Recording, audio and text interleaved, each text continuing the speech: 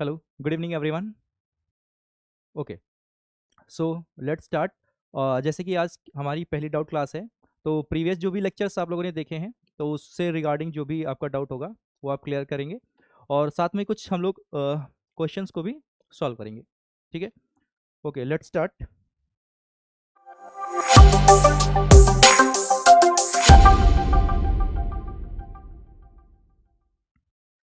सबसे पहले हम लोग बात करते हैं, जो पहला क्वेश्चन है आपके लिए, बोल रहे हैं विच one of the following is a derived physical quantities. अपने लेक्चर्स में हम लोगों ने देखा था कि हमारे पास डिराइव्ड क्वांटिटीज क्या होती हैं और फंडामेंटल क्वांटिटीज या फिर बेस क्वांटिटीज क्या होती हैं। ठीक है, तो बताएंगे इनमें से हमारे पास डिराइव्ड फिजिकल क्वांटिटीज कौन सी हैं या फिर डिराइव्ड क्वांटिटी कौन सी है। फर्स्ट वन है length, second is mass, C is time and D is force. कौन सी हमारे पास डिराइव्ड क्वांटिटी है? ओके, राजा कुमार जी बोल रहे हैं डी। ठीक है, देखिए हमारे पास D is the correct answer. अगर बात करें हमारे पास, okay, Moumita Datta, very good, सभी का आंसर सही है, फोर्स, या फिर आप बोल सकते हो ऑप्शन डी। ठीक है, जैसा कि हम लोग जानते हैं कि फोर्स का फॉर्मूला क्या होता है, F is equal to M A. हमारे पास फोर्स डिपेंड कर रहा है मास पे और एक्सेलरेशन पे, और हम ये बात जानते हैं कि हमारे पास वो क्वांटिटी जो किसी अदर क्वांटिटी पे डिपेंड करती है वो कैसी होती हैं, डिराइव्ड क्वांटिटीज होती हैं। तो for this question option D is the correct answer, that is force. Let's move. Okay, this is your question two, the SI unit of impulse is equivalent to. हमारे पास जो इम्पल्स होता है, impulse क्या होता है, I is equal to F cross T, है ना। लेक्चर में भी बताया है कि जब किसी भी ऑब्जेक्ट पे एक लार्ज अमाउंट का फोर्स, एक लार्ज अमाउंट का फोर्स एक बहुत थोड़े टाइम के लिए लगता है, ये जो फोर्स है इसका जो मैग्नीट्यूड होगा वो लार्ज होगा, और ये जो टाइम होगा ये स्मॉल होगा। ठीक है, तो इसी को हम लोग क्या बोलते हैं, इम्पल्स। तो हमारे पास इम्पल्स की यूनिट क्या हो जाएगी, ये बताना है आपको।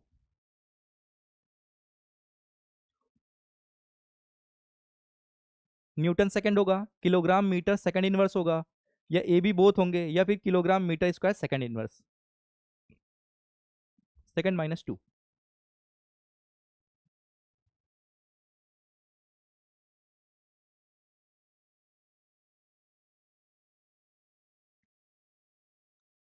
ए बी सी और डी, जैसा कि फॉर्मूला लिख रखा है, फॉर्मूले से आप बता सकते हैं कि हमारे पास यूनिट क्या रहने वाली है। Okay, so let me clear this.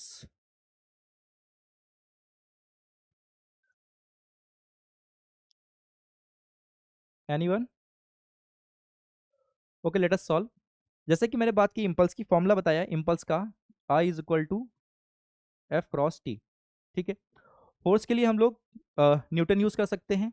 ठीक है, फोर्स के लिए न्यूटन, और टाइम के लिए हम लोग यूज करेंगे second. So Newton second is answer. ठीक है, हमारे पास न्यूटन सेकेंड एक आंसर हो सकता है। एक बार ये सेकंड वाला भी पार्ट देखते हैं, क्योंकि यहाँ पे ऑप्शन सी में हमारे पास क्या है, बोथ ए एंड बी। तो अगर इसी को देखें तो फोर्स हमारे पास क्या है, F is equal to M A. ठीक है, इसको मैं लिख सकता हूँ एफ को एम ए के फॉर्म में। ठीक है, इसी को आप लिख सकते हैं एम ए टी। ठीक है, अब अगर यहाँ से हम लोग क्या करें, यूनिट को कैलकुलेट करें, तो मास के लिए क्या लिखेंगे, मास के लिए किलोग्राम। ठीक है, और एक्सेलरेशन के लिए क्या लिखेंगे, F is equal to M A लिखा और टी था पहले से। एक्सेलरेशन क्या है मेरे पास, यूनिट की अगर मैं बात करूं तो मीटर पर सेकंड स्क्वायर, और एक सेकंड पहले से था। ठीक है, तो ये सेकंड कैंसिल आउट हो गया, क्या हुआ, केजी मीटर सेकंड। ठीक है, कुछ वैसा ही तो लिखा हुआ है, KG metre second, KG metre second inverse, इसको ऐसे भी तो लिख सकते हैं ना, केजी मीटर सेकंड इनवर्स। ठीक है, सेम इम्पल्स से कैलकुलेट किया है, क्लियर है सभी को। ठीक है, तो ये वाला ऑप्शन भी करेक्ट है। इट मीन्स हमारे पास इस क्वेश्चन के लिए जो करेक्ट आंसर होगा वो होगा option C, that is both A and B. अब चूंकि यहाँ पे हम लोगों ने कैलकुलेट किया है क्या है, किलोग्राम मीटर सेकंड इनवर्स, तो यहाँ पे ये तो पॉसिबिलिटी है नहीं, यानी हमारे पास जो ऑप्शन डी है वो एक रॉन्ग आंसर है। ठीक है, तो यहाँ पर हमारे लिए जो करेक्ट आंसर है that is answer option number C. I hope सभी को क्लियर होगा। चल, क्लियर है। नेक्स्ट बात करते हैं क्वेश्चन नंबर थर्ड की। Okay, which one of the following quantities is dimensionless. हमारे पास इनमें से कौन सी क्वांटिटी डायमेंशनलेस है। डायमेंशंस कैलकुलेट करना हम लोगों ने सीख रखा है ना। मास के लिए एल यूज करते थे, सॉरी मास के लिए एम यूज करते थे, लेंथ के लिए एल, टाइम के लिए टी। तो वैसे ही हमको बताना है कि इस इन ऑप्शंस में से हमारे पास कौन सी क्वांटिटी है जो कैसी है, एक डायमेंशन लेस क्वांटिटी है। डायमेंशन लेस क्वांटिटी का क्या मतलब होता है? डायमेंशन लेस क्वांटिटी का मतलब है कि इसकी कोई भी डायमेंशन नहीं है। ओके, ऐसी कौन सी इसमें हमारे पास क्वांटिटी है जिसकी कोई भी डायमेंशन नहीं होती है? आंसर करेंगे, सॉल्व करने के, सॉल्व करके आंसर करेंगे। चलो ट्राई करते हैं सॉल्व के लिए। अगर बात करते हैं डायमेंशन लेस, ठीक है, अगर मैं बात करता हूँ स्ट्रेन की, तो स्ट्रेन क्या होता है? Change in magnitude. अगर मैं लॉन्गिट्यूडनल स्ट्रेन की बात करूँ, ठीक है, तो जो हमारे पास चेंज इन लेंथ होगा और जो हमारे पास ओरिजिनल लेंथ होगी, उसके रेशियो को ही तो हम लोग बोलते हैं। तो अगर चेंज इन लेंथ की बात करूँ तो उसको भी मैं मीटर में मेजर करूंगा, ठीक है। और अगर मैं बात करता हूँ ओरिजिनल लेंथ की, तो भी हमारे पास मीटर में होगी, ठीक है, मीटर में। अगर इसकी डायमेंशन फार्मूला में लिखूँ तो कुछ भी ये लेंथ है, तो चेंज इन लेंथ है या फिर ओरिजिनल लेंथ है, तो उसको हम लोग डिनोट करेंगे कैपिटल एल से। तो जब कैपिटल एल से डिनोट करेंगे, नीचे ओरिजिनल लेंथ है वो भी कैपिटल एल है। बताया था कि हमेशा स्क्वायर ब्रैकेट में रखते हैं, हालांकि ऑप्शनल है तो कोई दिक्कत नहीं है, बट फिर भी पता होना चाहिए। तो यहाँ पे जैसे ही मैंने स्क्वायर ब्रैकेट को अप्लाई किया, तो यहाँ पे देखा कि ऊपर भी लेंथ की हमारे पास डायमेंशन है और नीचे भी हमारे पास लेंथ की डायमेंशन है। तो ये हमारे पास कैंसिल आउट होकर एक डायमेंशन लेस क्वांटिटी बन जाएगी। तो हमारे पास option A is the correct answer for this question. I hope सभी को क्लियर रहा होगा। बाकी के अगर कैलकुलेट करना चाहें तो कर सकते हैं, स्ट्रेस की, सरफेस टेंशन की, प्रेशर की, है ना। प्रेशर क्या होता है? फोर्स डेवलप्ड पर यूनिट एरिया। सेम हम लोग इसके लिए भी लिख सकते हैं, स्ट्रेस के लिए, है ना। और अगर सरफेस टेंशन की बात करूं तो एफ बाई एल कर सकते हैं, ठीक है। इसमें से किसी को भी आप कैलकुलेट करेंगे तो डायमेंशन लेस नहीं आएगा। सिर्फ डायमेंशन लेस हमारे पास कौन सी क्वांटिटी है? एक strain. So option A is the correct answer for this question. Clear है? किसी को कोई डाउट हो तो पूछो एक बार, फिर आगे चलते हैं। चलो आगे चलते हैं और बात करते हैं the dimensional formula of work is same as that of. हमारे पास जो वर्क का डायमेंशनल फॉर्मूला है वो किसकी तरह सेम है, यानी इस ये जो ऑप्शंस दे रखे हैं उसमें हमारे पास वर्क का जो डायमेंशनल फॉर्मूला होगा वो किसके इक्विवेलेंट है, ठीक है। अगर मैं बात करूं तो हम लोग हमेशा से पढ़ते आए हैं, अपनी क्लासेस में भी बोलते हैं कि work is a kind of energy. तो हम वर्क को इक्विवेलेंट मान सकते हैं एनर्जी के। तो अगर हमारे पास वर्क इक्विवेलेंट है एनर्जी के, वर्क इक्विवेलेंट है एनर्जी के, तो डेफिनेटली मैं ये कह सकता हूँ कि हमारे पास जो एनर्जी की डायमेंशन होगी वो वर्क की डायमेंशन के इक्वल होगी। अगर आप कैलकुलेट करना चाहें तो वर्क की डायमेंशन को W is equal to F D से कैलकुलेट कर सकते हैं, ठीक है। Work W is equal to F D. अगर मैं फोर्स की डायमेंशन की बात करूं तो M L T minus two, ठीक है। बता भी रखा है कैसे कैलकुलेट करते हैं, F is equal to M A से। एम हमारे पास मास है तो उसके लिए हम लोगों ने एम यूज किया, और ए क्या है? एक्सेलरेशन। अगर यूनिट की बात करें तो क्या होगा? Metre per second square. तो वहां से हम लोग इसको मीटर पर सेकंड स्क्वायर की डायमेंशन को यहाँ पे लिख सकते हैं, M L T minus two. तो ये मेरे पास फोर्स की डायमेंशन हो गई। और डिस्प्लेसमेंट, डिस्प्लेसमेंट एक लेंथ में होगा, तो उसको उसके लिए भी हम लोग क्या यूज करेंगे? Capital L. So what will be the formula? M L square T minus two. तो मेरे पास वर्क की डायमेंशन क्या आ गई? M L square T minus two. अगर एनर्जी की कैलकुलेट करें तो किसी भी फॉर्मूले से हम लोग एनर्जी की डायमेंशन को कैलकुलेट कर सकते हैं, चाहे हम लोग पोटेंशियल एनर्जी यूज कर लें या फिर काइनेटिक एनर्जी यूज कर लें। चलिए काइनेटिक एनर्जी की हेल्प से करते हैं, that is half M V square. जब भी हम लोग डायमेंशनल एनालिसिस पढ़ते हैं तो हम लोग ये जानते हैं कि जो हमारे पास फ्रैक्शनल वैल्यूज होती हैं या फिर न्यूमेरिक वैल्यूज होती हैं उनका कोई भी यूज नहीं होता है, ठीक है। तो यहाँ पे अगर मैं मास की बात करूँ तो कैपिटल एम, और velocity that is L T inverse, है ना। Velocity is equal to displacement upon time, है ना। डिस्प्लेसमेंट के लिए एल और टी के लिए टाइम के लिए कैपिटल टी। इनवर्स तो L T inverse, L T inverse, ठीक है। तो क्या आएगा? M L square T minus two. That is M L square T minus two, M L square T minus two. तो हमारे पास जो वर्क की डायमेंशन है वो इक्विवेलेंट है किसकी, एनर्जी के। ठीक है, क्लियर है सभी को?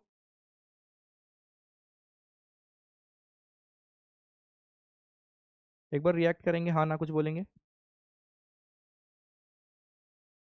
ओके, चल। तो ये रहा मोमेंटम। मोमेंटम का भी कैलकुलेट कर सकते हैं, P is equal to M V से। पावर क्या होता है, P is equal to W by T. P is equal to W by T. Momentum के लिए हम लोग यूज कर सकते हैं P is equal to M V. Pressure की बात करें तो फोर्स डेवलप्ड पर यूनिट एरिया। ठीक है, इनसे हम लोग इसकी डायमेंशंस को कैलकुलेट कर सकते हैं। ओके,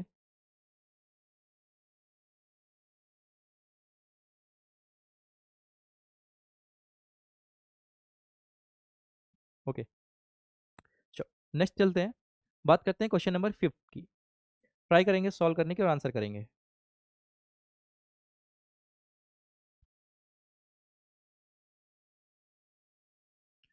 एसआई यूनिट्स की बात कर रहे हैं। क्या होती हैं एसआई यूनिट्स? कोई बोलेगा क्या होती हैं SI units? Okay, I can explain, but I guess Hindi students को दिक्कत ना हो। B. Okay, okay, answers are good. Correct answer is B. ठीक है, एसआई यूनिट्स क्या होती हैं? दो units which are accepted universally, है ना। हमारे पास वो यूनिट्स जो कहीं पे भी इस पूरे वर्ल्ड में कहीं पे भी एक्सेप्टेड होती हैं, उन्हीं को हम लोग क्या बोलते हैं, एसआई यूनिट्स बोलते हैं। तो यहाँ पे जो डाइन है हमारे पास, वो हमारे पास एक एसआई यूनिट नहीं है। बाकी सब हमारे पास कैसे हैं, एक एसआई यूनिट के उसको हम लोग कंसिडर करते हैं बाकी ऑप्शंस को। Okay, international system of units. Rituraj, okay, very good Rituraj. ठीक है, बेसिकली जो हमारे पास एसआई सिस्टम का जो यूज़ है एसआई यूनिट्स का, वो यही है कि ये हमारे पास क्या होती हैं, ग्लोबली एक्सेप्टेड होती हैं, है ना। जैसे हमारे पास कुछ लोकल यूनिट्स होती हैं, जैसे लेक्चर्स में भी मैंने बता रखा है कि कुछ यूनिट्स होती हैं जो पर्टिकुलर किसी डोमेन में चलती हैं, किसी रीजन में चलती हैं, है ना। जैसे अगर यहाँ पे अगर आप आओगे तो जो बड़ी सब्जी मार्केट्स हैं, है ना, तो कुछ स्पॉट्स पे हैं, तो अगर वहाँ पे जाओगे तो एक बेसिकली वो वर्ड यूज़ करते हैं पसेरी करके, है ना। जो थोड़ा गाँव वगैरह से होंगे तो वो समझते होंगे इस वर्ड को। तो ये एक ऐसा ऐसी यूनिट है, बेसिकली होता क्या है, ये 5 kg के इक्वल होता है ना। बट बहुत सारे स्टूडेंट्स को,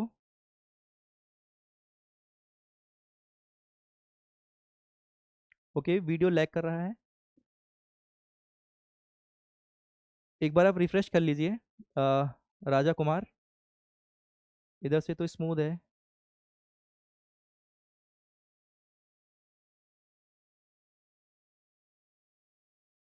ओके, जो भी क्वेश्चंस अवेलेबल हैं वो आपको भेज दिए जाएंगे। ठीक है, तो बेसिकली अगर मैं बात करूं, ठीक है, चलिए बात करते हैं। अगर ये हमारे पास जो ये यूनिट है, ये क्या है, एक लोकल यूनिट है। इसकी वैल्यू जैसे 5 kg होती है तो ये मुझे पता है, इसकी वैल्यू जो होती है वो 5 kg होती है, मुझे पता है। बट अगर यही यूनिट मैं जा करके चेन्नई में बोलता हूँ, है ना, तो वहाँ पे वो पर्टिकुलर जो वेंडर है या फिर जो ट्रेडर है वो इस बात को नहीं समझ पाएगा कि मैं किस क्वांटिटी की बात कर रहा हूँ, है ना। ऐसे अगर जा करके एनी हाउ मैं चाइना में बोल दूँ तो उनकी अपनी यूनिट है, वो बोलेगा टिंग टोंग डिंग, है ना। तो अपने को वो समझ में नहीं आने की और उसको ये नहीं समझ में आने की। तो ये क्या है, ये लोकल यूनिट्स हैं। तो इसी प्रॉब्लम से ओवरकम होने के लिए हम लोगों ने क्या है, एसआई सिस्टम ऑफ यूनिट्स को जनरेट किया जो ग्लोबली हमारे पास एक्सेप्टेड हो। ठीक है, चलो नेक्स्ट बात करते हैं। Let me raise this.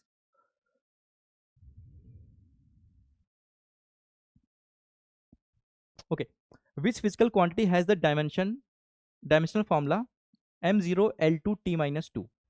ठीक है, ट्राई करेंगे सॉल्व करने का।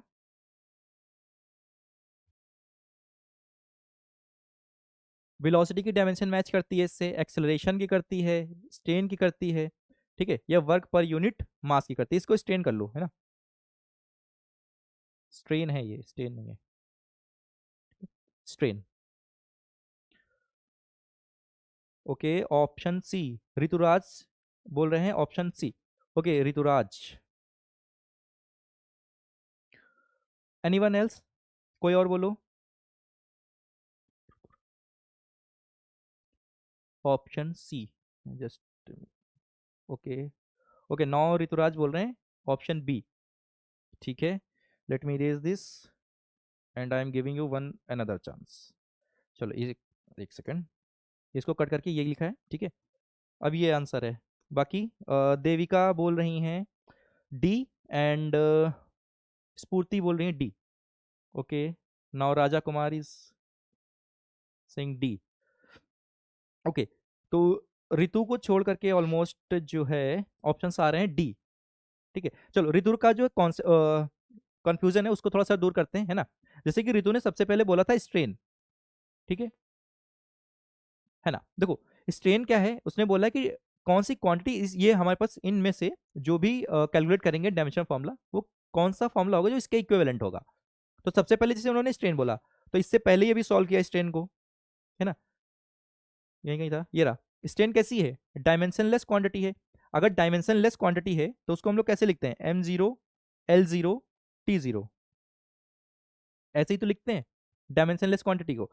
और यहां पर अगर देखेंगे तो m0 तो है, बट l0 और t0 नहीं है ना। l0 और t0 नहीं है, ठीक है, तो स्ट्रेन तो नहीं होगी। तो ऋतु जो आपने आंसर बताया था पहले सी, वो नहीं होने का। दूसरा क्या हमारे पास, एक्सेलरेशन। अगर एक्सेलरेशन की बात करें, है ना, ये तो बहुत बेसिक हमारे पास डायमेंशन है, जिसको एकदम इनिशियली मैं कराता हूँ सबसे पहले, कि फोर्स करा दिया, एक्सेलरेशन करा दिया, है ना। तो अगर एक्सेलरेशन की मैं बात करूँ, तो इसको ना फॉर्मूले से अगर नहीं भी करना चाहें तो इसको इसकी यूनिट से कर सकते हैं। एक्सेलरेशन की यूनिट क्या होती है, metre per second square, metre per second square, ठीक है। अब अगर मैं इसकी डायमेंशन को कैलकुलेट करूंगा, तो मीटर है यानी लेंथ, और सेकंड है यानी टाइम, कैपिटल टी, और ऊपर जाएगा तो इन्वर्स हो जाएगा एल टी माइनस टू। तो जो मेरे पास डायमेंशन फॉर्मूला होगा किसका, एक्सेलरेशन का, वो क्या हो जाएगा, M zero L T minus two, ठीक है। ये तो मैच कर रहा है, और ये भी मैच कर रहा है, बट एल की पावर टू है और यहाँ पर एल की पावर वन है, ठीक है। यानी हमारे पास एक्सेलरेशन भी नहीं है। बाकी जैसे हमारे कैंडिडेट्स ने आंसर दिया है वर्क पर यूनिट मास, तो work is a kind of energy, तो डायरेक्ट फॉर्मूला लिख रहा हूँ, M L square T minus two upon, पर यूनिट मास है तो मास से डिवाइड कर देंगे, मास से अगर डिवाइड कर दिया तो ये मास कैंसिल आउट हो जाएगा, ठीक है।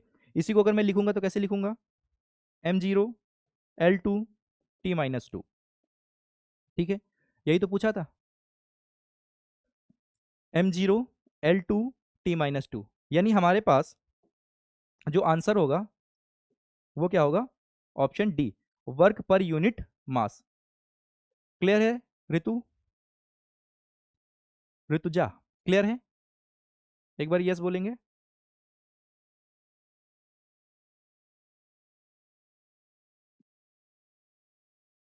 Okay, great. चल नेक्स्ट बात करते हैं क्वेश्चन नंबर 7 की। सॉल्व करेंगे, ट्राई करेंगे।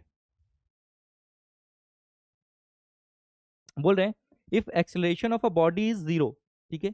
चलिए ठीक है भाई साहब, किसी भी बॉडी का एक्सेलरेशन जीरो है, then which of the following is possible, तो इसमें से क्या पॉसिबल है, आंसर करेंगे। ओके, देविका ने आंसर दिया है आंसर बी। ओके, राजा भी बोल रहे हैं बी, और ऋतुराज भी बोल रहे हैं बी, ठीक है। हमारे पास किसी भी बॉडी का एक्सेलरेशन जीरो है, then which means the following is possible, कौन सा, बॉडी एज रेस्ट, पॉसिबल नहीं है ना। क्या बोले, body moves with constant velocity, जब उसकी वेलोसिटी कांस्टेंट है, यानी उसकी वेलोसिटी ना तो इंक्रीज हो रही है ना तो डिक्रीज हो रही है, तो हम बोल सकते हैं कि हमारे पास उसका क्या है, एक्सेलरेशन जो है कैसा है, जीरो है, ठीक है। ना ही उसमें कोई इंक्रीमेंट हो रहा है ना ही डिक्रीमेंट हो रहा है। अगर एक्सेलरेशन की बात करें तो एक्सेलरेशन क्या होता है, change in velocity, rate change of velocity is known as acceleration. अगर मेरे पास एक्सेलरेशन पॉजिटिव होता है तो उसको हम लोग पॉजिटिव एक्सेलरेशन बोलते हैं, और अगर नेगेटिव होता है तो उसको क्या बोलते हैं, अगर पॉजिटिव है तो सिंपली पॉजिटिव एक्सेलरेशन, और अगर नेगेटिव है तो क्या बोलते हैं, या तो उसको बोलते हैं रिटार्डेशन, या तो बोलते हैं ब्रेकिंग, ठीक है, और क्या बोलते हैं, डी एक्सेलरेशन या फिर नेगेटिव एक्सेलरेशन, ठीक है। ये सब हमारे पास नाम है, ये सब क्लास में हम लोगों ने डिस्कस भी कर रखा है, ठीक है। So option B is the correct answer, ठीक है।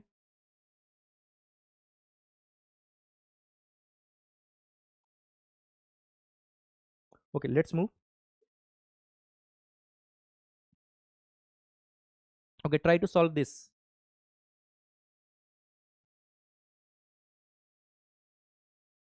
विच one of the following can be zero when the body is moving?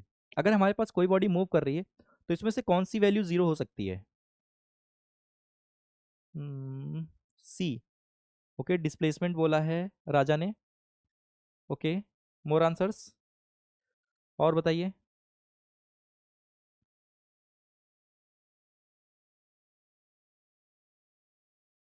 Okay, स्फूर्ति बोल रही है डी।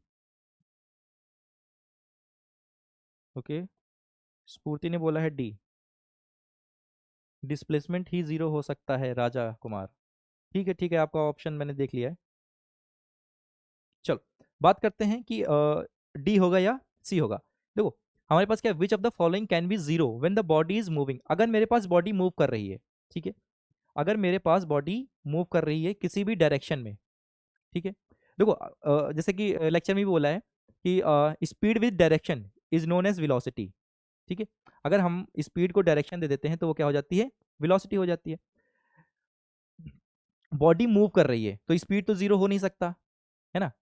कोई भी पार्टिकल अगर यहाँ से यहाँ पे मूव किया है, ठीक है, तो कुछ तो स्पीड रही होगी, या तो बहुत कम रही होगी, या तो बहुत ज़्यादा होगी, या तो मीडियम रही होगी, है ना? ठीक है, ओके, मोमिता दत्ता बोल रही है सी। ठीक है, बात करते हैं ए और बी। तो उसकी हमारे पास क्या स्पीड कुछ ना कुछ रही होगी। नेक्स्ट अगर मैं बात करूँ तो डिस्टेंस डेफिनेटली कवर करेगा, एक पॉइंट से कुछ पॉइंट पे गया है। ठीक, और बात करते हैं वेलोसिटी की। तो अगर पर्टिकुलर किसी डायरेक्शन का केस हम लोग कंसिडर करें और वो मूव कर रहा है तो उसकी वेलोसिटी भी हम लोग जीरो नहीं कह सकते, डिस्प्लेसमेंट जीरो कह सकते हैं। ठीक है, कैसे? डिस्प्लेसमेंट क्या होता है, shortest distance between any two point, या फिर आप बोल सकते हो difference between the initial and final point. तो मैं सपोज करता हूं कि अगर कोई भी ऑब्जेक्ट यहां से स्टार्ट करके ए से स्टार्ट करके ए पे ही आ गया और उस इंस्टेंट पे मैंने इस चीज को ऑब्जर्व किया है, तो वहां पे हमारे पास डिस्प्लेसमेंट जीरो हो सकता है। ठीक है, बाकी जो गिवन ऑप्शंस हैं, इन ऑप्शंस में सबसे बेस्ट जो है वो क्या है मेरे पास, option C, that is displacement. So C is the correct answer. ठीक है स्फूर्ति, क्लियर है? एक बार कंफर्म करेंगे।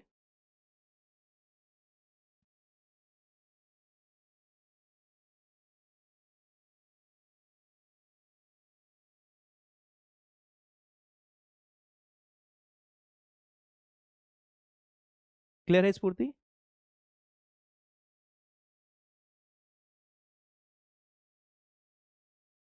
Okay, fantastic. Okay, let's move further. Which one of the following is true for uniform circular motion? ठीक है, यूनिफॉर्म सर्कुलर मोशन ने हम लोगों ने देखा है, तो यूनिफॉर्म सर्कुलर मोशन क्या होगा? Which one of the following is true for uniform circular motion? Answer करेंगे।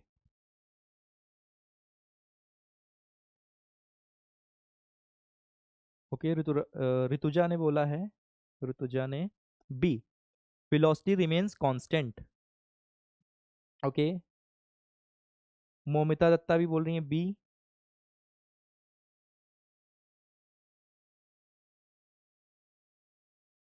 एनीवन है कोई और?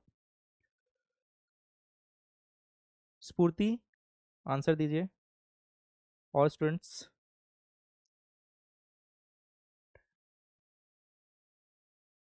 ओके, दो आंसर्स आए हैं अभी और दोनों बी बोल रहे हैं। चलो, अगर बात करें यूनिफॉर्म सर्कुलर मोशन की, ठीक है, तो हमारे पास क्या है, विच one of the following is true for uniform circular motion? अगर इस पाथ पे हमारे पास कोई भी बॉडी मूव कर रही है, ठीक है, हम लोग ये जानते हैं कि अगर किसी भी सर्कुलर पाथ पे हमारे पास कोई भी ऑब्जेक्ट मूव कर रहा है, ठीक है, तो उसकी जो वेलोसिटी है उसकी डायरेक्शन हमेशा चेंज होती रहती है ना? देखो जैसे अगर किसी भी इंस्टेंट पे मैं बात करूं, अगर यहाँ पे मैं बात करूं, ठीक है, या यहीं पे बात करूं, तो अगर इसकी डायरेक्शन की मैं बात करूं तो कुछ ये है ना? इस पॉइंट पे बात करूं तो इसकी डायरेक्शन कुछ ये है, ठीक, और यहाँ पे अगर मैं बात करूं तो इसकी डायरेक्शन कुछ ये है। तो एट एवरी पॉइंट, ओके, ठीक है, करेक्ट आंसर है। ठीक है, तो हर पॉइंट पे इसका क्या हो रहा है, इसकी जो वेलोसिटी है उसकी डायरेक्शन हमारे पास क्या हो रही है, चेंज हो रही है। तो हमारे पास एक ये ऑप्शन जो सी होगा ये करेक्ट आंसर होगा इस क्वेश्चन के लिए, direction of the velocity changes. Clear है? कोई doubt?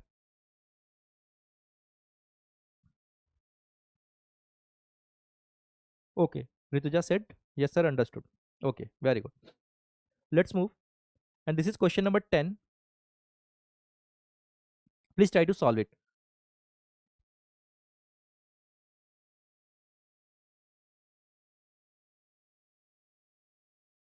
A particle has zero displacement.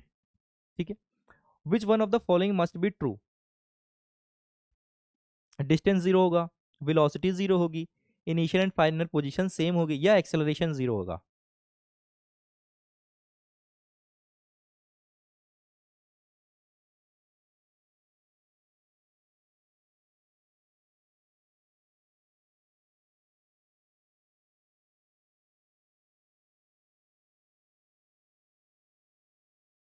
C, option C. Okay, या ठीक है. जैसा कि अभी मैंने एक्सप्लेन किया कि हमारे पास डिस्प्लेसमेंट क्या होता है, किन्हीं भी दो पॉइंट के बीच की शॉर्टेस्ट डिस्टेंस, या फिर इनिशियल और फाइनल पॉइंट हमारे पास जो होगा उसके बीच की डिस्टेंस. तो अगर डिस्प्लेसमेंट जीरो है तो हमारे पास क्या होगा, उसका इनिशियल और फाइनल पॉइंट कैसे होंगे, सेम होंगे, या इनिशियल और फाइनल पोजीशन कैसी होगी, सेम होगी. ठीक है. जैसा कि लेक्चर में वो एग्जांपल भी दिया था, आई गेस वो नानी के घर वाला है ना, कि जब आप स्कूल गए और नानी आपकी आई, ठीक है, और या फिर आप घर पे थे, फिर बीच में आप कुछ भी काम करके आ गए, और फिर जब नानी वापस आई तब फिर आप घर पे थे, तो नानी के लिए क्या हो गया कि आप घर से निकले ही नहीं है ना, आपका डिस्प्लेसमेंट जीरो है. तो वैसा ही केस है, हमारे पास डिस्प्लेसमेंट क्या होता है, किन्हीं भी दो पॉइंट्स के बीच की शॉर्टेस्ट डिस्टेंस, या फिर डिफरेंस होता है इनिशियल और फाइनल पोजीशन के बीच में. अगर इनिशियल और फाइनल के बीच पोजीशन सेम है, इनिशियल और फाइनल पोजीशन सेम है, तो हमारे पास क्या होगा, उसका डिस्प्लेसमेंट जीरो होगा. Hence option C is the correct answer. Okay, let's move. Which situation is possible? ये बताएंगे, बढ़िया सा है.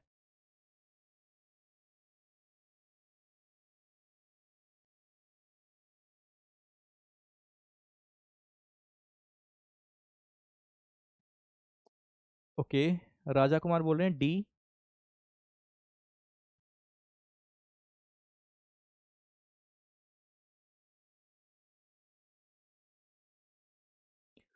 ओके, सो हमारे पास विच सिचुएशन इज पॉसिबल.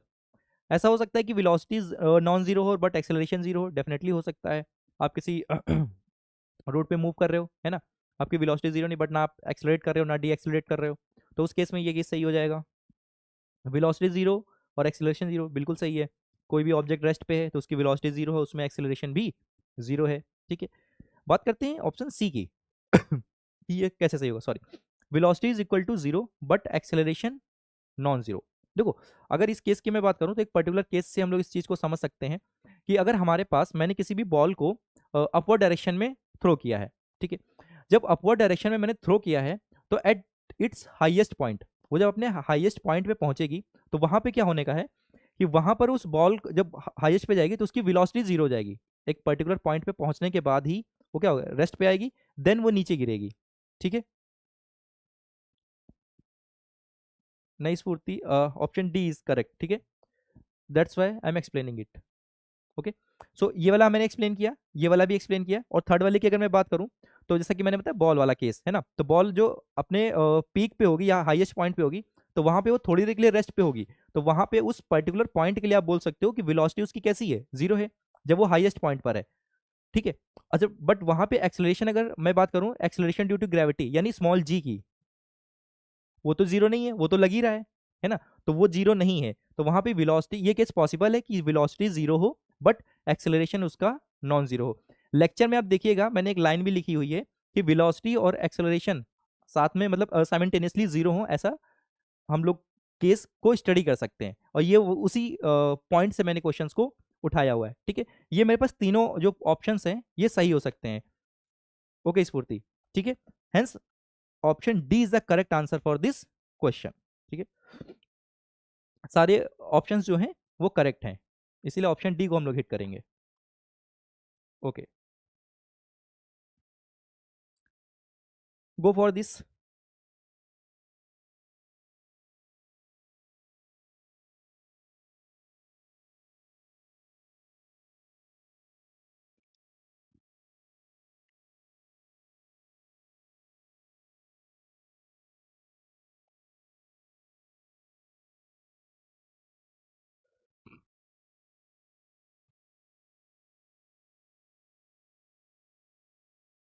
क्या बोल रहे हैं, if displacement is zero what can be said about the distance.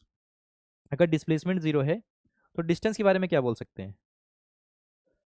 Okay, Rutuja बोल रहे हैं ओके, ऋतुजा का आंसर है बी और राजा का आंसर है सी। बी और सी।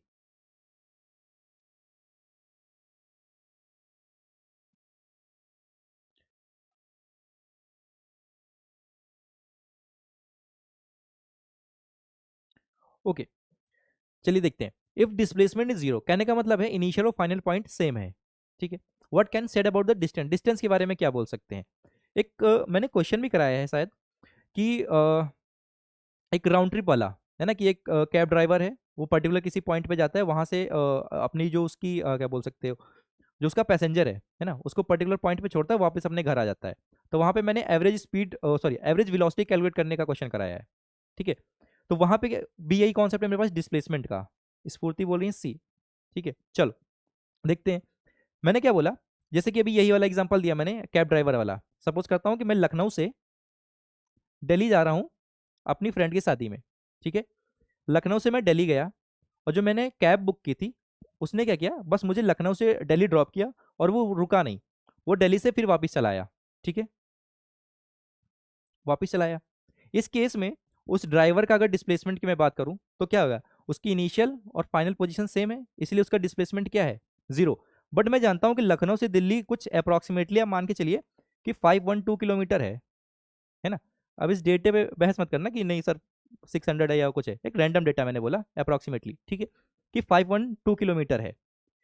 तो डिस्टेंस तो उसने कवर करी है ना, 512 किलोमीटर गया और 512 किलोमीटर वापस आया, यानी उसने टोटल जो है 1024 किलोमीटर की डिस्टेंस को कवर किया।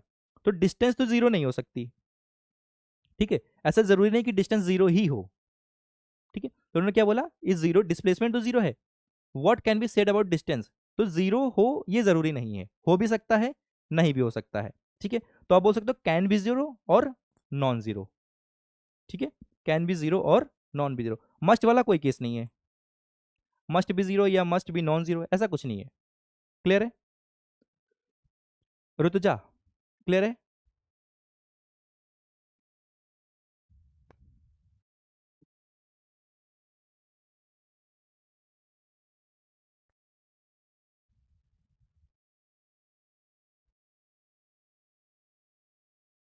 ओके, कोई डाउट हो है ना तो आप कमेंट करके पूछ भी सकते हो, क्वेश्चंस के रिगार्डिंग या फिर लेक्चर के रिगार्डिंग, कोई भी डाउट हो, ठीक है। चलिए नेक्स्ट बात करते हैं, क्वेश्चन नंबर 13।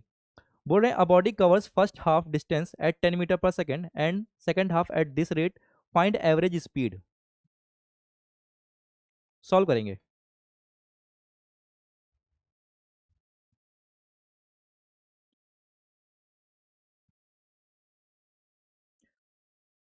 ओके, फॉर्मूला क्या यूज करेंगे, फाइंड द एवरेज स्पीड। मैंने बोला है, उसने बोला कि देखो एक स्पेसिफिक टाइप का क्वेश्चन है ना, उसने बोला फर्स्ट हाफ इतनी डिस्टेंस पे और सेकंड हाफ इतनी डिस्टेंस पे।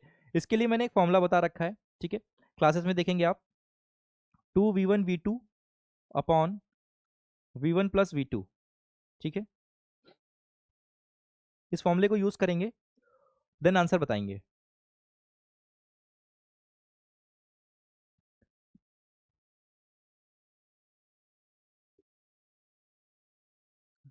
ओके, 17.56 राजा ने बोला है,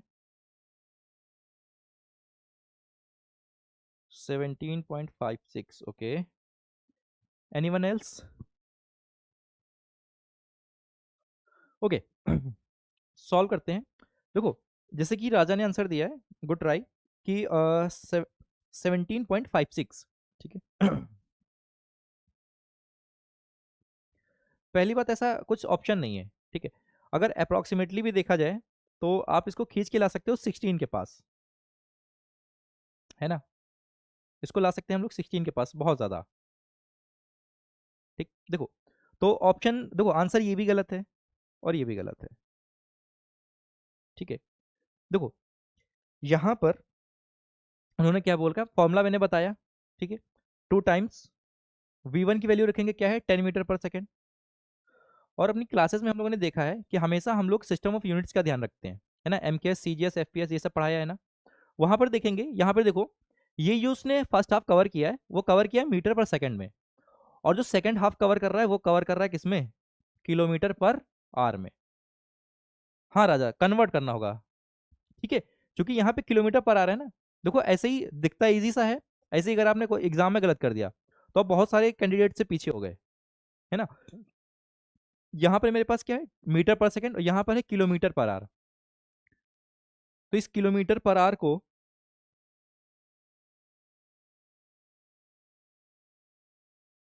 हाँ हाँ, किलोमीटर को मीटर में और आर को सेकंड में चेंज करना होगा। सही है राजा।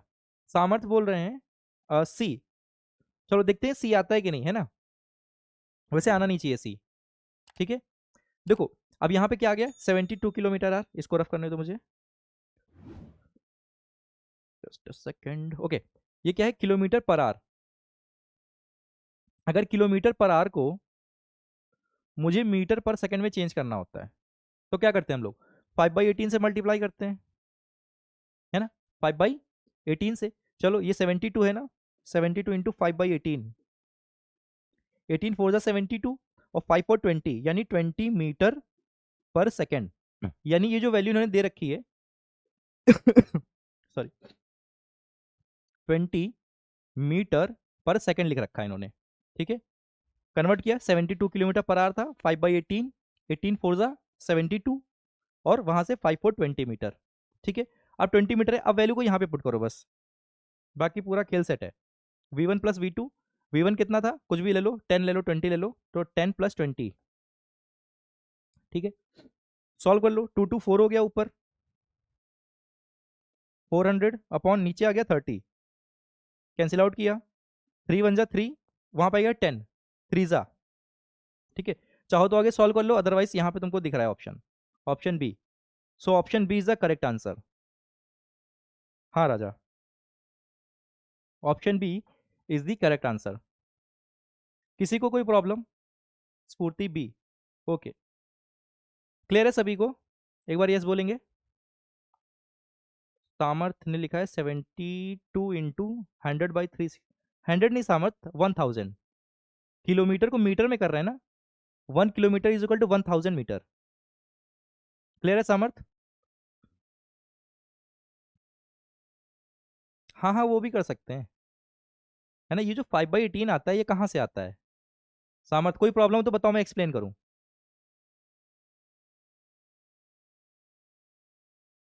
स्फूर्ति को क्लियर है, ऋतुजा को क्लियर है, कोई प्रॉब्लम सामर्थ।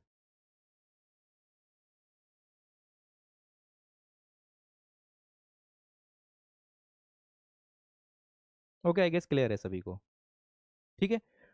तो जो कॉन्सेप्ट था बेसिकली वो क्या था, कि हमको यूनिट्स पे हमेशा फोकस करना है ना, कि कब हम लोग जो है मीटर पर सेकंड है, और यहाँ पे उन्होंने किलोमीटर पर आवर दे रखा था, ठीक है। तो हमको कन्वर्ट करना पड़ेगा, इसको चाहे उसमें कर लेते चाहे उसको इसमें कर लेते, बट मेरे पास ऑप्शन सारे मीटर पर सेकंड में थे, that's why I have converted this one.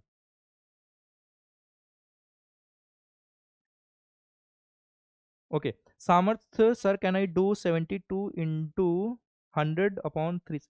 No Samarthya, you can not do 100, you can do 1000, let me tell you.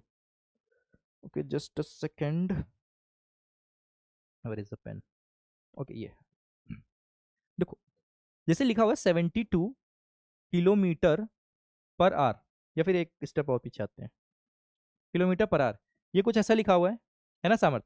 अब देखो ये कुछ ऐसा लिखा हुआ है, किलोमीटर पर hour, we know that 1 kilometre is equal to 1000 metre होता है सामर्थ, है ना, 1 kilometre is equal to 1000 metre, ठीक है। And 1 hour is equal to 3600 seconds होते हैं, ठीक है। अब इस सारी वैल्यूज को यहां पे पुट करूं अगर मैं, देखो क्या आ गया, 72 क्रॉस, किलोमीटर की जगह पर मैं क्या रखूंगा, 1 किलोमीटर की जगह पर 1000 मीटर रखूंगा, 1000 मीटर, ठीक है। और आर की जगह पर क्या रखूंगा, 3600 सेकेंड, 2 कैंसिल आउट हो गए, हाफ कर दूं अगर मैं 2 से डिवाइड तो ये 5 हो गया, और ये 18 हो गया। ये जो कैलकुलेशन होती है, ये सामने डेटा कुछ भी हो, है ना, ये कैलकुलेशन हमको बार बार करनी पड़ती है। इसीलिए जब भी मुझे कन्वर्ट करना होता है किलोमीटर पर आवर से मीटर पर सेकंड में, तो ये कैलकुलेशन से बचने के लिए हम लोग क्या करते हैं, डायरेक्ट डिवाइड कर देते हैं किससे, 5/18 से। अब 5/18 से करो, ठीक है, अगर यहाँ से सामर्थ करोगे ना तो भी सेम ही आएगा। अब इसको यहाँ से कैंसिल आउट कर लो, ये 4 जा गया, तो यहाँ पे 20 आ जाएगा। इतनी कैलकुलेशन ना कर करके मैंने डायरेक्ट ये लिख दिया था, इसको करो तो आ जाएगा 20। क्लियर है सामर्थ? अब बोलो। आई गेस ये थोड़ा सा ग्रीन कलर विजिबल नहीं होगा ना, चलो आगे देख लेंगे। चलो, क्लियर है सामर्थ?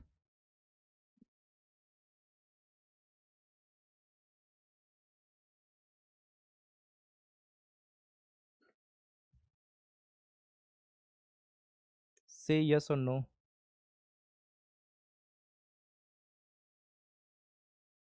Okay, let's move. ओके, 13 हो गया, no it's 14 time. Okay, try to solve this one.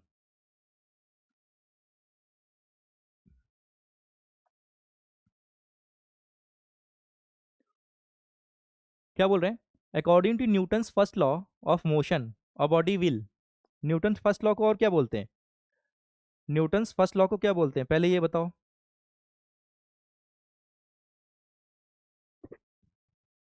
Newton first law को और किस नाम से जानते हैं हम लोग?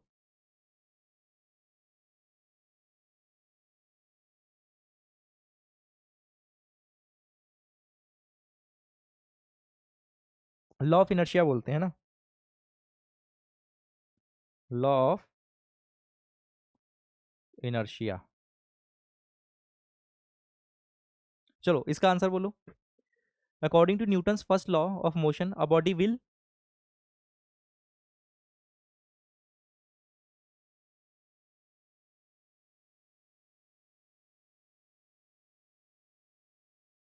चलो, क्या बोल रहा है, ऑलवेज रिमेन्स इन मोशन, ऐसा नहीं है, ठीक है, अगर कोई एक्सटर्नल फोर्स लगेगा, अनबैलेंस्ड है ना, ये याद रखना, अनबैलेंस्ड एक्सटर्नल फोर्स होना चाहिए, तो डेफिनेटली वो अपनी स्टेट को चेंज कर लेगा। ऑलवेज रिमेन्स एट रेस्ट, ये भी पॉसिबल नहीं। Resist change in its motion, और क्या है, मूव विद इंक्रीजिंग स्पीड, है ना, तो मूव इंक्रीजिंग स्पीड से वैसा तो जरूरी नहीं है, तो हमारे पास ऑप्शन सी बचता है जो कि एक करेक्ट आंसर है। Resist change in its state, क्यों रेजिस्ट करता है, ड्यू टू इट्स इनर्शिया, है ना, अगर मोशन में है तो इनर्शिया मोशन का जो होगा उसकी वजह से रेजिस्ट करेगा रेस्ट में आने के लिए, अगर रेस्ट में है तो जो रेस्ट का इनर्शिया है उसकी वजह से वो क्या करेगा, रेजिस्ट करेगा रेस्ट स्टेट से मोशन स्टेट में जाने के लिए। सभी का आंसर है C. Okay, very good, let's move, solve this one. Law of inertia, बहुत लेट में आंसर दिया राजा कुमार, है ना, थोड़ा सा क्विक रहेंगे। Which one of the following has the least friction, सबसे कम फ्रिक्शन किसमें होता है हमारे पास? फ्रिक्शन वाले क्लास में हम लोगों ने इसके बारे में डिस्कस किया है। आंसर, क्विक आंसर किया करिए, है ना, क्लासेस अगर आपने देख रखी हैं तो मतलब बहुत इजी है, और ये क्विक आप बोल सकते हो रिवीजन भी है आपकी क्लासेस का, सारे कॉन्सेप्ट को इंक्लूड करने की कोशिश की गई है। ओके, मोमिता बोल रही है बी, रोलिंग फ्रिक्शन। ऋतुराज भी ओके। सो हमारे पास सबसे लीस्ट फ्रिक्शन कौन सा होता है, हमारे पास होता है रोलिंग फ्रिक्शन। अगर ऑर्डर की बात करें तो सबसे ज्यादा होता है स्टैटिक, स्टैटिक, देन मेरे पास होता है स्लाइडिंग, और सबसे कम होता है मेरे पास रोलिंग।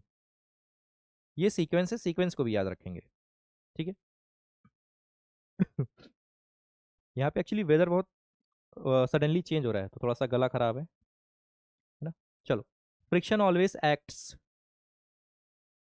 ठीक है, in the direction of motion, अगर in the direction of motion होगा तो वो उसके स्पीड को या बोल सकते हो उसके मूवमेंट को सपोर्ट करेगा, जबकि हम लोग जानते हैं कि हमारे पास जो फ्रिक्शन होता है वो अपोज करता है किसका, मोशन का, ठीक है। जैसे कोई भी अगर आप बोल सकते हो कि कोई भी व्हीकल रोड पे चल रहा है तो जिसके टायर है जो रोड है उसमें फ्रिक्शन लग रहा है, ठीक है, तो वो जो फ्रिक्शन है वो बस या जो भी व्हीकल है उसका क्या है, उसके मोशन को अपोज कर रहा है, तो हमारे पास क्या है, अपोजिट टू मोशन, ठीक है, उसके मोशन के अपोजिट लगेगा। स्फूर्ति का आंसर एकदम सही है, ऑप्शन बी। क्लियर है? कोई डाउट किसी को भी? किसी को भी कोई प्रॉब्लम, कोई समस्या, कोई परेशानी? बताइए, समाधान किया जाए।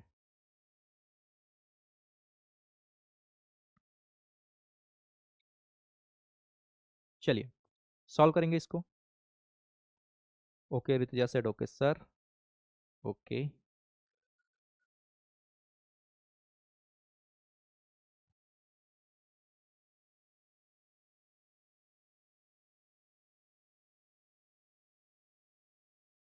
Okay, very good. Sphurti and Raja Kumar, no doubt, clear. क्या बोल रहे हैं? हाँ, force is applied on a body but it does not move. ठीक है, फोर्स अप्लाई किया गया और बॉडी जो कि थी बहुत ज्यादा जिद्दी थी, बोली मैं नहीं हिलूंगी भाई साहब, है ना। फोर्स हम लोगों ने लगा दिया मगर बॉडी हिली नहीं। फिर क्या बोल रहे हैं? Which one is correct? इस केस में हमारे पास कौन सा केस करेक्ट हो जाएगा? ऋतुजा बोल रहे हैं B, net force is zero. Okay, और कोई?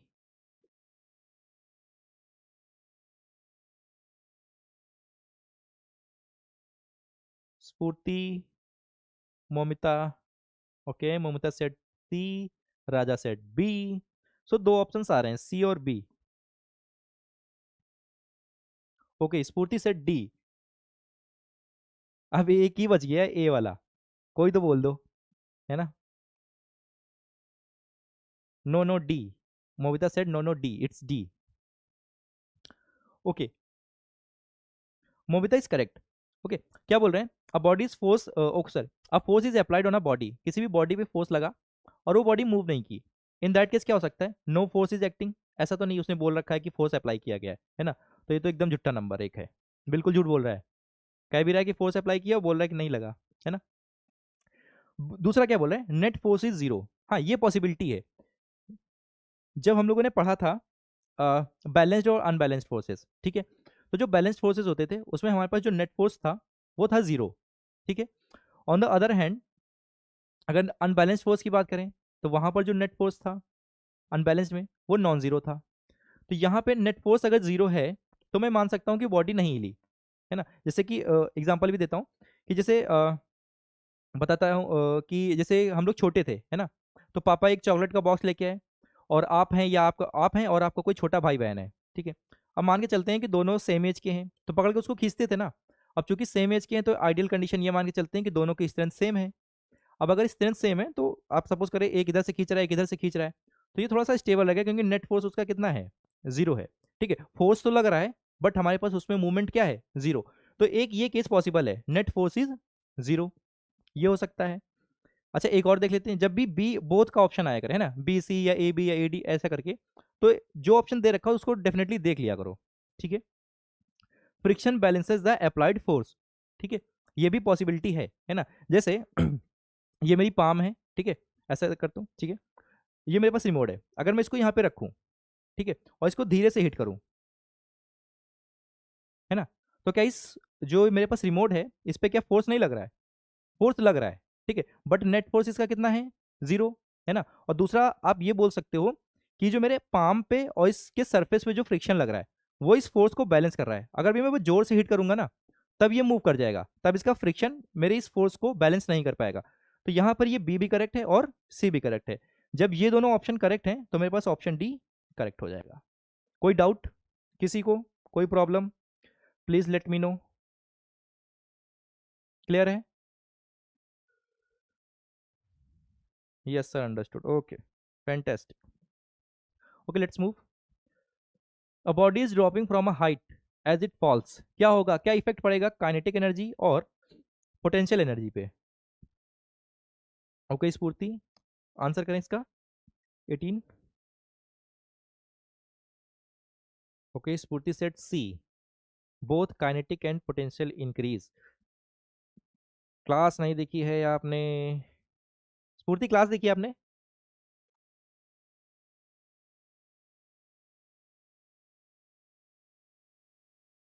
Rutuja, okay, Rituja also set C. Raja Kumar said A. A और सी, दो ऑप्शंस आ रहे हैं, ए और सी।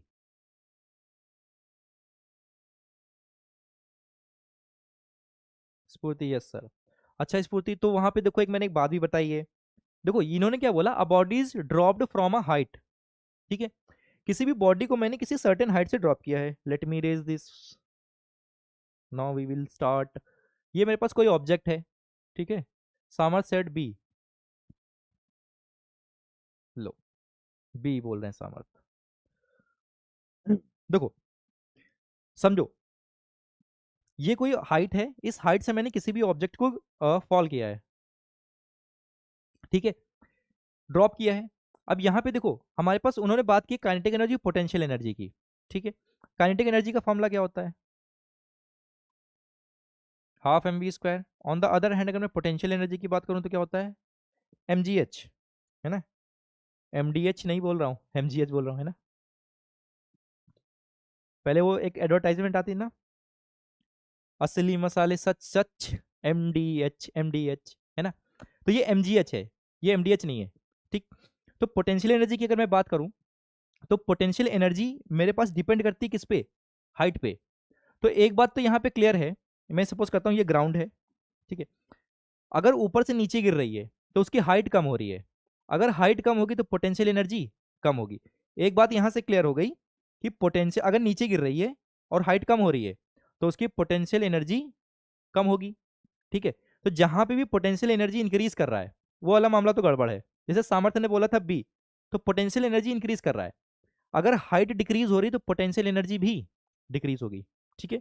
तो पोटेंशियल एनर्जी डिक्रीज इंक्रीज वाला मामला सब कट कर दो यहाँ पे, है ना। बोथ वाला केस तो इसमें हो नहीं सकता, बोथ डिक्रीजेज, ठीक है। क्यों नहीं हो सकता, क्योंकि हम लोग जानते हैं कंजर्वेशन ऑफ एनर्जी, है ना। जैसे कंजर्वेशन ऑफ मास पढ़ते हैं ना, वैसे कंजर्वेशन ऑफ एनर्जी के बारे में भी बता रखा है।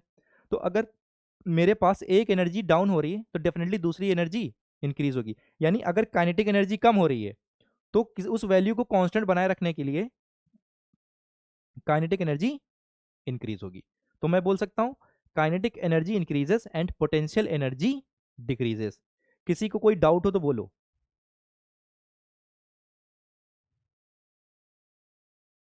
बोलो भाई।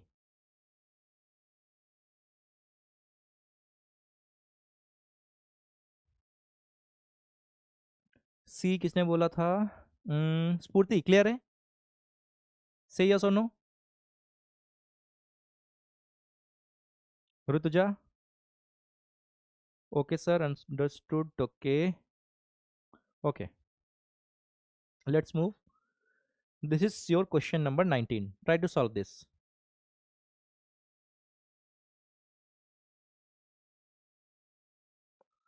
Eight the highest point of vertically thrown ball, किसी भी बॉल को मैंने वर्टिकली अपवर्ड फेंका हुआ है, ठीक है। हाईएस्ट पॉइंट पे क्या हो सकता है, अभी जैसे कि मैंने एक्सप्लेन किया, काइनेटिक एनर्जी इज मैक्सिमम, ठीक है, potential energy is maximum. Potential energy का अभी फॉर्मूला बताया क्या होता है, एम जी एच। अगर हाइट मैक्सिमम है तो पोटेंशियल एनर्जी भी मैक्सिमम होगी, ठीक है, यानी पोटेंशियल एनर्जी मैक्सिमम होगी। दोनों जीरो तो कतई नहीं हो सकती किसी हाइट पे, है ना, तो एकदम बेहुदी बात है। फिर बोल रहा है पोटेंशियल एनर्जी इज जीरो, ये भी नहीं हो सकता। काइनेटिक एनर्जी इज मैक्सिमम, ठीक है, ऐसा कुछ जरूरी नहीं है। और अगर आप किसी हाईएस्ट पॉइंट की बात करें तो वहां पे उसकी स्पीड जीरो हो जाती है। Okay, Raja Kumar said B, potential energy is maximum. Okay, let's move. Okay, try to solve this one. Which one of the following situation involves zero work done. Zero work done, work done के type बताए थे ना, positive, negative, zero. कुएं से पानी भराया था, कुली से सामान उठवाया था, ये सब एग्जांपल्स बताए थे। Okay, Raja said A, Rituja said A. Which one of the following situations involves zero work done. Formula क्या होता है वर्क डन का, W is equal to F dot D, है ना। W is equal to force into displacement, ठीक है।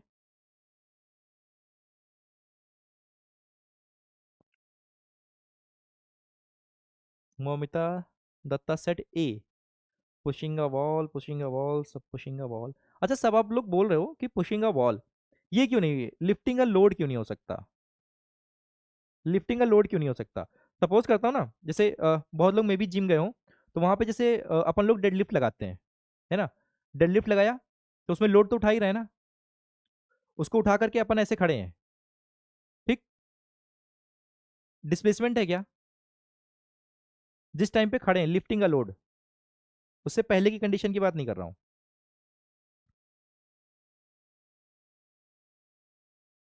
ये हो सकता है कि नहीं, सी वाला, यस और नो, से यस और नो, क्विकली। स्टैटिक पोजीशन में है सर,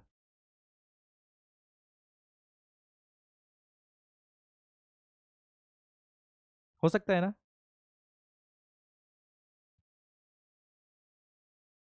स्फूर्ति सेट यस सर, है ना। देखो जैसे अगर मैं बात करूं कि मैंने लोड उठा रखा है, या फिर जैसे कुली वाला ही एग्जांपल ले लेते हैं अगर, है ना, कुली ने सर पे सामान उठा रखा है ऐसे करके, ठीक है, इन दैट केस मैं ही अगर इसे कोई सामान उठा के रखूं, है ना, सर के ऊपर ऐसे रख लिया मैंने, और मैं खड़ा हूं, I am lifting the load, मेरा डिस्प्लेसमेंट कितना है? If we see the coolie example will correct, C will correct, Sphurti said, हाँ, है ना। और डेडलिफ्ट वाला भी आप बोल सकते हो कि सही है, yes initial and final position different,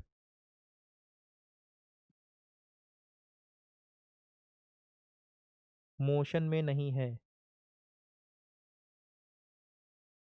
motion में नहीं है मतलब, देखो लिफ्टिंग की मैं बात करूं, मैं बता रहा हूं, देखो अगर मैं लिफ्टिंग की बात करूं तो जैसे मैंने कुली वाला एग्जांपल दिया है ना, कि किसी चीज को लिफ्ट कर रहा हूं, ठीक है, लिफ्ट कर रहा हूं तो डिस्प्लेसमेंट जीरो है, ऐसा कुछ नहीं बोल रहा कि ट्रैवल कर रहा है या कुछ है। तो अगर लिफ्ट कर रहा हूं तो डिस्प्लेसमेंट जीरो, डिस्प्लेसमेंट के केस में मेरे पास क्या है, वर्क डन जीरो हो जाएगा, ठीक है, वर्क डन जीरो हो जाएगा। अगर पुशिंग अ वॉल की मैं बात करूं, ठीक है, अगर बहुत जोर से मैं वॉल को पुश कर रहा हूं, ठीक है, तो वॉल में डिस्प्लेसमेंट तो पॉसिबल नहीं है, ठीक है, वॉल में डिस्प्लेसमेंट तो पॉसिबल नहीं है, बट ये है कि अगर मैं बहुत ज्यादा फोर्स लगाऊंगा, ठीक है, और मान के चलता हूं कि टाइल्स पे खड़ा हूं या किसी भी चीज पे खड़ा हूं, तो एक पॉसिबिलिटी है, ऐसा नहीं कि ये कंपलसरी मैं बोल रहा हूं, एक पॉसिबिलिटी है कि मुझ में डिस्प्लेसमेंट हो जाएगा, मैं लगा रहा हूं और मैं पीछे जा सकता हूं, है ना, बट इसमें ऐसा कुछ नहीं है, अगर मैं लेके खड़ा हूं तो लेके खड़ा हूं, ठीक है। तो अगर ये बोला था तो कुछ मतलब बहुत ज्यादा रॉन्ग नहीं कह सकते, बट इन दोनों ऑप्शंस में option C is a better choice, lifting a load. Clear है? किसी को डाउट हो तो बोलो।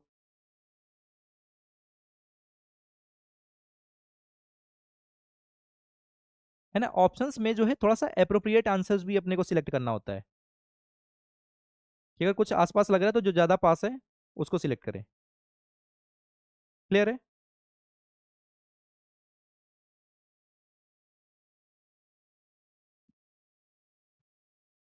Yes sir, understood, okay, let's move, try to solve this.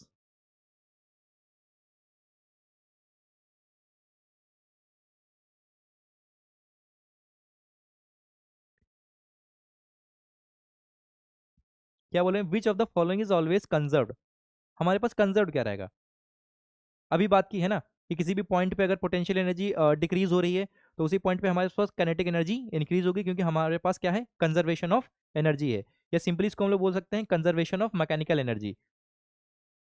तो which of the following is always correct, conservation of mechanical energy, ये quantity हमारे पास हमेशा कंजर्व रहेगी। Okay, go for this one.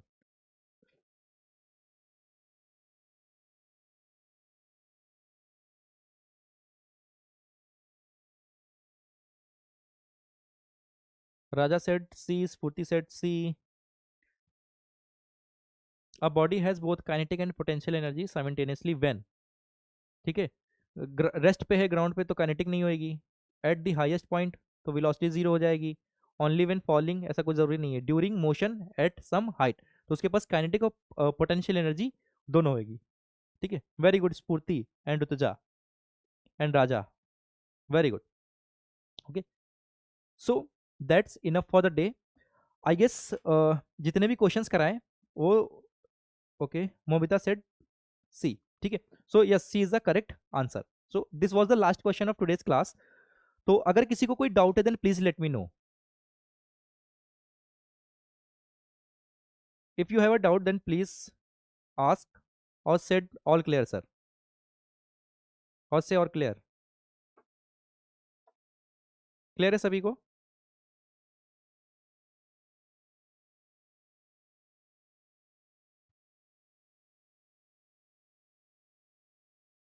बाकी आप लोग लेक्चर्स को देखते रहिए, और कोई डाउट हो, ठीक है, तो उसको मेंशन करिए, और जब भी डाउट क्लास हो तो उसको क्लास में जरूर से जरूर पूछिए।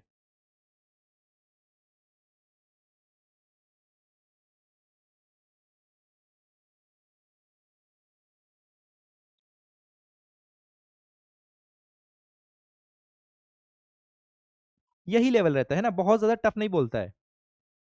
I have doubt one example of pulley and lifting a load. Okay स्फूर्ति, जैसा कि मैंने बोला ना कि हम लोगों को क्या करना होता है, ऑप्शंस में से जो है जो अप्रोप्रिएट आंसर होता है ना, लगेगा कि दोनों ऑप्शन सही है, मैं बोल रहा हूँ कि वो वाला ऑप्शन जैसे ये बोला ना, pushing a wall,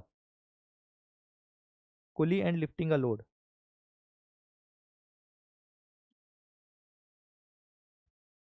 sir in 20 if load increases 20, just a minute, okay, if load increases means there will be change of a person's move front or backward.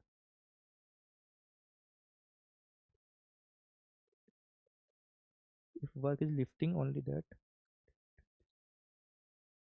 gravitational, okay, okay let me पहले इसको solve कर लेता हूँ, है ना। देखो हमारे पास क्या है, लिफ्टिंग की अगर मैं बात करता हूँ, है ना, तो देखो ये दो ऑप्शंस ऐसा नहीं है, अगर ये वाला ऑप्शन नहीं होता था मेरे पास, है ना, तो मैं इसको भी हिट कर सकता था, बट यहाँ पे मेरे पास पुशिंग अ वॉल और लिफ्टिंग अ लोड दोनों है, ठीक है। तो इसमें जो अप्रोप्रिएट आंसर है वो क्या है, लिफ्टिंग अ लोड। जैसे कि मैंने बताया ना कि वॉल को अगर मैं पुश कर रहा हूँ, बहुत जोर से अगर मैं पुश करने लगूँ, तो एक प्रोबेबिलिटी है कि मैं पीछे चला जाऊंगा, उस केस में डिस्प्लेसमेंट जीरो नहीं है। अगर डिस्प्लेसमेंट जीरो नहीं है तो वर्क डन जीरो नहीं होगा, ठीक है। अगर ये वाला ऑप्शन नहीं होता तो definitely I will hit this answer, but चूंकि यहाँ पर है लिफ्टिंग अ लोड, है ना, और मैं कुछ भी लिफ्ट कर रहा हूँ, जैसे मैंने बताया कि डेड लिफ्ट कर रहा हूँ, है ना, या फिर एज अ कुली कुछ उठा के रखा हुआ है, तो वहां पे मेरे पास क्या कोई डिस्प्लेसमेंट नहीं है, तो ये थोड़ा सा बेटर ऑप्शन है। क्लियर है?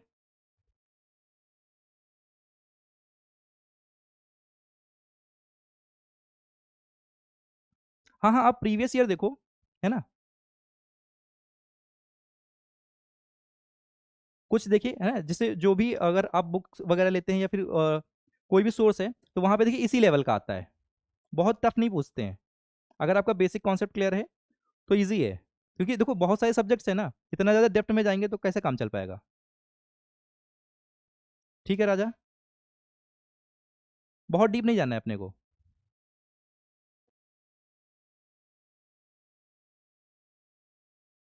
ठीक है, और कोई प्रॉब्लम?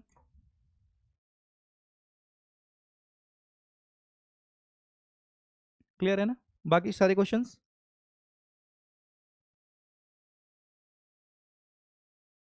किसी और का कोई? ओके सर जी, ठीक है। सर इफ अ पर्सन, लोड का डिस्प्लेसमेंट हो सकता है sir down to up, sir person fail heavy load means the person will move front और बैकवर्ड। सामर्थ क्या बोले हैं, sir if a person fail heavy load means the person will move front और बैक।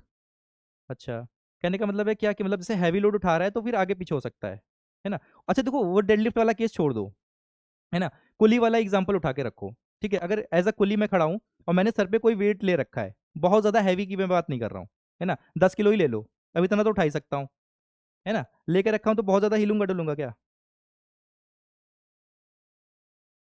नहीं ना, ठीक है। तो बहुत ज्यादा उसमें कंफ्यूज होने की जरूरत नहीं है, जैसा कि मैंने बोला ना कि अगर मेरे पास ये वाला ऑप्शन नहीं होता तो डेफिनेटली मैं इसको हिट करता, ठीक है। तो यहाँ पे लिफ्टिंग का लोड इससे थोड़ा सा ज्यादा अप्रोप्रिएट आंसर है, बस और कुछ नहीं है।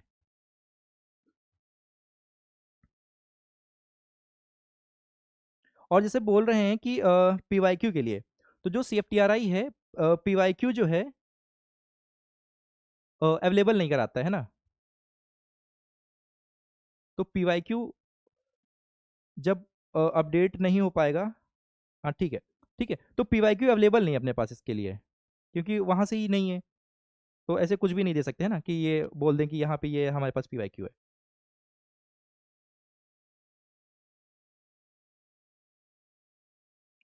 क्लियर? ठीक है, देखो सारे सब्जेक्ट अपने को मैनेज करने होते हैं ना, इसीलिए बहुत ज़्यादा डीप में नहीं जाते हैं। जो भी टॉपिक्स हैं और जो भी हमारे पास सब्जेक्ट्स हैं, बहुत डीप में नहीं जाना है। ठीक है, जैसा अभी राजा ने पूछा था I guess.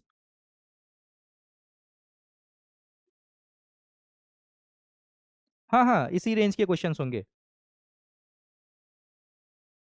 Raja Kumar, angle भी मैटर करता है ना, कॉस थीटा। अरे इतना डीप में नहीं जाना मेरे भाई, है ना।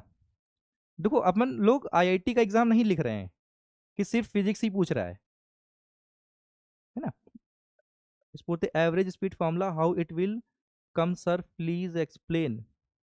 वीडियो में आप देखेंगे ना तो वहां पे एक्सप्लेन किया गया है, 2 के लिए भी एक्सप्लेन किया है, 3 के लिए भी किया है ना। जैसे अगर एवरेज स्पीड की मैं बात करूं, ठीक है, स्पीड क्या होती है, total distance upon total time. ठीक है, देखो जैसे ये, अच्छा ये बात याद रखना कि हमारे पास जो ये मैंने फॉर्मूला लिखता हूं, जैसे 2v1 v2 upon v1 plus v2। ठीक है, तो ये किसके लिए, जब हाफ जो उसकी पूरी जर्नी है वो हाफ वो ट्रेवल कर रहा है इस स्पीड से, और जो रेस्ट हाफ है वो ट्रेवल कर रहा है इस स्पीड से, तभी हमारे पास क्या है, ये फॉर्मूला एप्लीकेबल है। और ऐसे ही एक और फॉर्मूला बता रखा है, 3abc ab plus B C plus C A, 3 parts में, है ना, इसके बाहर नहीं जाना। ठीक है, और डिराइव करने का कोई मतलब नहीं इसको, सिंपल से याद करो, इससे ऊपर तो जाएगा नहीं, ये एक्स्ट्रा मैंने बता रखा है। ठीक है, और किसी को कोई डाउट?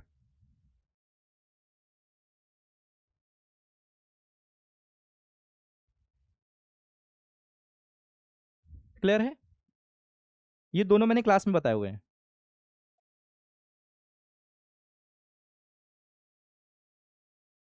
क्लियर है,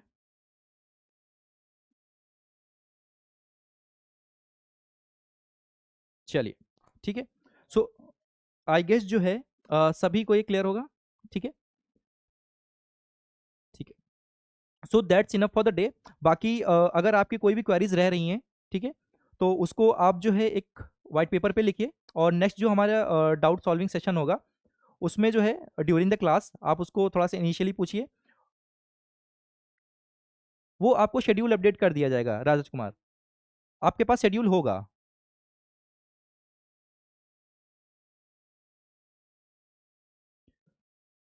ओके, देखो अगर जो है जिस डायरेक्शन में, जैसे लास्ट में स्फूर्ति ने पूछा positive work and negative work का एग्जांपल समझ नहीं है सर। देखो अगर हमारे पास जिस डायरेक्शन में फोर्स लग रहा है उसी डायरेक्शन में डिस्प्लेसमेंट है, तो हम बोलते हैं कि हमारे पास जो वर्क डन है वो पॉजिटिव है। ठीक है, W is equal to F D होता है ना, तो जिस डायरेक्शन में हमारे पास फोर्स है अगर उसी डायरेक्शन में डिस्प्लेसमेंट है तो हम बोलते हैं वर्क डन हमारे पास पॉजिटिव है। ऑन द अदर हैंड, अगर जिस डायरेक्शन में फोर्स लग रहा है उसके अपोजिट डायरेक्शन में डिस्प्लेसमेंट है तो हम लोग बोलते हैं कि वर्क डन कैसा है, नेगेटिव है। ठीक है, जैसा कि वो बताया था ना कुएं से पानी निकालने वाला, जैसे कुएं में होता है ना उसमें एक पुली लगी होती है, पकड़ के अपन लोग फोर्स नीचे लगाते हैं, डिस्प्लेसमेंट ऊपर होता है, कैसा एग्जाम्पल है, नेगेटिव वर्क डन का है। क्लियर है स्फूर्ति? से यस और know quickly.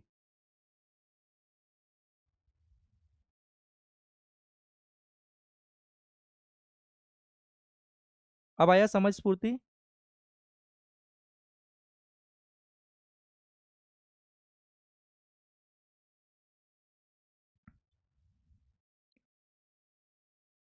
Okay, very good. ठीक है, सो that's enough for the day, और मिलते हैं अपनी नेक्स्ट क्लास में। तब तक के लिए आप अपनी क्लासेस करते रहिए। Okay, thank you Rutuja. Okay, so that's enough for the day, बाकी जो है आप अपनी क्लासेस करते रहिए, और कोई भी डाउट हो तो जैसा कि मैंने बताया उसको एक वाइट पेपर पे लिखिए, और अपनी नेक्स्ट जो हमारे पास डाउट सॉल्विंग क्लास होगी, डाउट क्लास होगी, उसमें हम आपके सारे जो भी क्वेरीज होंगे, जो भी डाउट होंगे उसको सॉल्व करने का कोशिश करेंगे। ठीक है, सो that's enough for the day, मिलते हैं अपनी नेक्स्ट क्लास में। Thank you.